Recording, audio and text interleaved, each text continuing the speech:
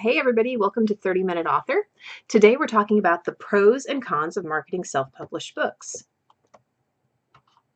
We will in a second as soon as there we go, we gotcha. So you're going to learn 4 things today. 1, you're going to learn why marketing a self-published book is easier than doing a traditionally published book.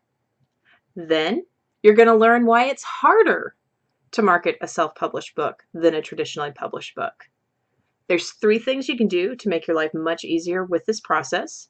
And there's 1 thing you can do in 15 minutes to get a head start on all of it. And that's what you're going to do at the end of the show today. So real quick, traditionally published means that your book has gone to a publisher. They have paid you for the book. You are not paying any of the marketing costs. Well, let me rephrase that. They are providing you with some marketing. Maybe not all of it, but they are providing you with some of it. This would be like getting a deal with Random House, Penguin Putnam, and I forgot what the T stands for, Wiley, something like that. Self-publishing is where you are in control of the entire process and you're paying for everything. So if you're paying for everything, why on earth would you want to self-publish? Well, there's usually 4 reasons. 1, you don't want to share the profits. Yes, you're putting everything in, but you're also going to be reaping all of the reward from it. So you don't have to share any money you make from selling the books. You don't have to pay out of pocket for things you don't want to pay for. Maybe you want control over the book. If you go the traditionally published route, you lose a lot of control over your book. Unless you are somebody who is super famous and has sold millions upon millions of books, your publisher is going to want you to make changes. And if you don't make those changes, your book may not be published. So if you're someone like, this is my vision, I want my vision to go out into the world as it is, you should probably self-publish. The other reason is maybe you want the book out there now. Maybe you got a book about Bitcoin. You want that book about Bitcoin out there right now. Well, actually, you really wanted it out there about 2 months ago, but that's neither here nor there. Traditionally published books can take anywhere from 6 to 24 months to publish after you've finished writing the book. That's crazy. So if you submitted your manuscript today and it was approved to be published today, chances are the book will not be on the shelves for a good 2 years. So if this is something where you need to get it out now to take advantage of trends and what's going on in society, you definitely want to self-publish. And here's the crazy thing. If you can prove you can sell books, Lilith wants to come on camera. No, honey. If you can prove you can sell books, then it's much easier for you to get a traditional book deal. Why would you want a traditional book deal? Well, there's a lot of places that won't book you on your TV show if you're self-published. There's a lot of places that if you are self-published, that's not going to make a difference if they offer you a speaking gig. So having a traditionally published book offers a lot of benefits, a lot of perks. A lot of it is mostly for gravitas sake. So the best way to prove that you can sell books is to do a self-published book and then present them with evidence that you actually sold a book without their help. So why is it easier to promote a self-published book? Well, 1, you have the final say on everything. You get to decide, okay, we're going to do this event, but not that event. Ew. We're going to market here, here, and here. We're going to use this social media network, not this one, because I don't understand Snapchat, and quite frankly, it frightens me.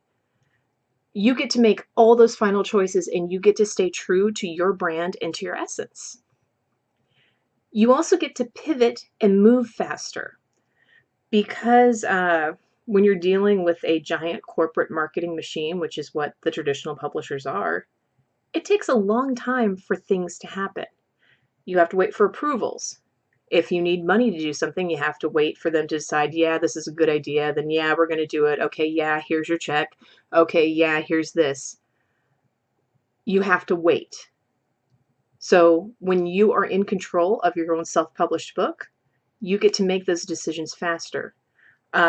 Somebody wants you to come speak at their event next Tuesday, but you need to bring 1,000 books with you.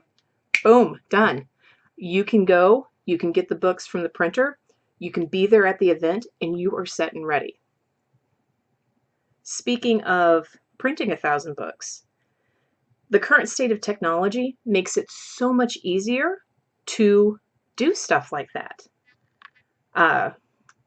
Things like Create Space and 24-hour printers, they can have you your 1,000 books very, very quickly and within, a couple days, less than a couple days. There are programs like Lead Pages and ClickFunnels that can help you set up marketing funnels. Things like Canva, Facebook, Twitter, all of these things can be used to create your marketing materials and funnels and make them look really nice and really great. Now, there are varying costs. Some of these are free, some of these are more expensive, but the tech is there for you to do it yourself. And if you don't want to do it yourself, you can choose who works with you. If you don't like this editor because this editor is a jerk, and they're legitimately a jerk and not just a jerk because they're telling you that this writing is bad and you need to fix it, you can get a new editor. If you are working with the graphic designer and they're just not seeing your vision for the book cover, you can find somebody else. When you are working with a traditional company, a traditional publisher, you don't always get those options. So that's a nice thing, more control. You decide what does what, and you can do it way faster. But why is it harder? So that whole thing about you make the final decisions, you make the final decisions. So if you screw the pooch really bad, it's all on you. It doesn't matter who you hired, who you didn't hire. The final say is you. So you are responsible for the book launch. And that's really flippin' stressful.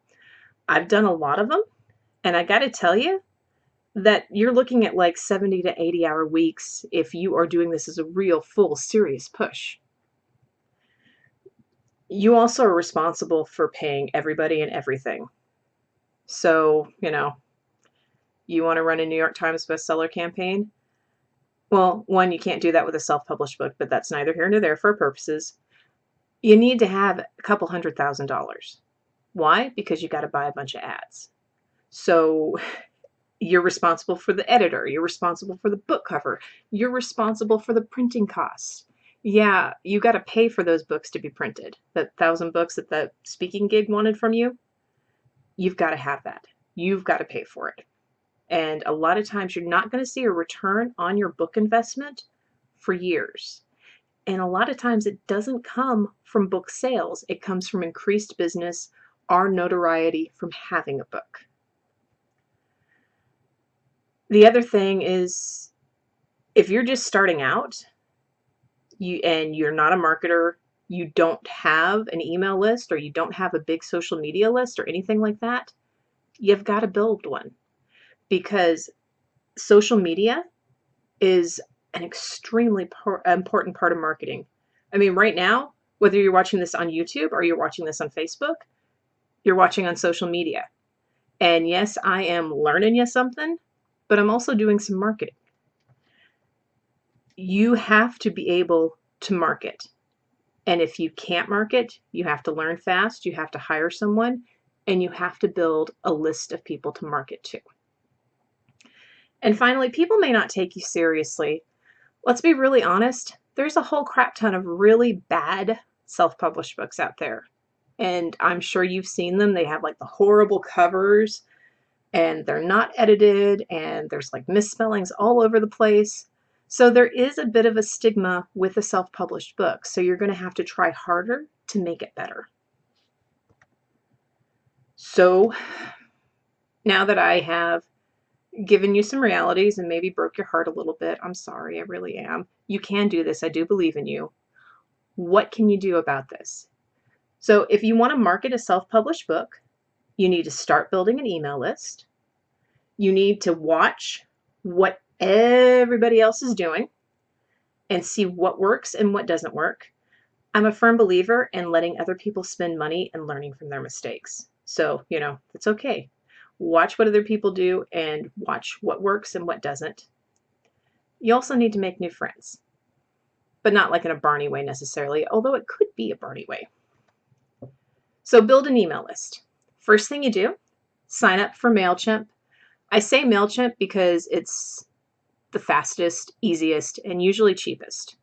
If you want to do constant contact, go for it. But you just need some type of an email program that will allow you to send emails in broadcast style. Your Gmail account will not cut it. Then you need to create something that people will give you their emails for, something valuable, and not a total piece of crap. And this can be something like your 10 best tips for bleaching your hair, which actually I could kind of use, but that's neither here nor there. 5 different ways to make money using Bitcoin today. If you're writing a fiction book, maybe a recipe list of dinners you could have. Speaking of dinner, Lilith wants her catnip, of dinners you could make to eat while you're reading their book, or while they're reading your book. What you want to do is create something that is simple, has value, and is something where you're like, oh crap, I want that. And this is something you can make using PowerPoint, Canva, a Word document that you turn into a PDF. There's a whole lot of really easy, simple ways to do it. And if you really need help, let me know in the comments and I'll send you some resources. And then you add an email sign-up box to your website and your social media. This box will say something like, get my 10 free tips to dye your hair and receive weekly emails from me, or something like that. I know you've seen those pop-up boxes. It's so important to have something like that because you need to have an email list that you own. Your social media list, all of your social media followers, do not belong to you. And the Facebook giveth and the Facebook taketh. You could lose those followers if somebody reports your account for crap reasons, or maybe legitimate reasons. But the point is, this email list will be yours. You will have permission to contact these people and nobody can take that away from you. The next is to do a little research. Study book launches. Study what the famous names are doing. People like Gary Vaynerchuk, Martin Lindstrom, Tim Ferriss does some really awesome book launches. See what they're doing on the big scale and see how you can turn that into a smaller scale item. And then the not so famous. So these are people, these are your friends, your family, your colleagues that are doing book launches. What works for them? What doesn't work for them? And don't just study book launches, also study things like movies, movie promotions, TV promotions, any type of promotion really, because you can get lots of great ideas that are outside the box and not normal. And to be perfectly honest, in today's world, not normal is actually way better than average. And finally, you want to make new friends. And I know that sounds kind of, but this is the idea. You promote them, they promote you. It's a scratch your back, you scratch mine kind of thing. So we're not talking necessarily about adding Aunt Linda, unless Aunt Linda has a giant social media list. We're talking about adding people who are your colleagues and really getting to know them. Don't be gross about it. One of the things that really, really annoys me is when you reach out to somebody like, hey, I think you're really cool. I would love to get to know you better. And then they respond with a sales pitch. It's like, that's not the point. The point here is to reach out to your colleagues and create real friendships and real relationships. Nobody cares about your book as much as you do. And to get people to care about your book, they have to care about you. So the most important thing in your book launch is you, the person. You, me, you. How do you relate to people? If you don't relate well, people are not going to be inclined to share your stuff. So make real friends and be authentic about it. So this is your 15-minute assignment. It'll probably take you less than 15, but if you do the interaction, it'll be around 15. So on this book, on this video, so let's see, if you're on Facebook, there's a stream there. If you're watching this on YouTube, there's comments there. Comment what kind of book you want to write. And be specific about it so people can get to know what you're writing about and see if that's something they're super interested in. Then interact with others about their books. Encourage them, ask them questions about the topic, get to know them and their book better. And then after you've done all that, add at least one new friend. And I count as a friend, so you can add me if you haven't added me yet. That's cool. But what you're doing is you're starting the relationships that will help you build a list. People are totally freaking out. I don't know when you're going to be watching this. Hello, future person. But last week, Facebook announced that they are going to focus on things that are engaging, on things where people are commenting and talking to each other. It doesn't work anymore just to throw a post up and then be like, it's done. Okay, I'm done. Everybody buy my book now. You have to build relationships and build engagements to make things work on social media. So this is an assignment in building relationships. So that's it for today. You have your assignment. Get busy on it, and I will see you guys next week. Bye.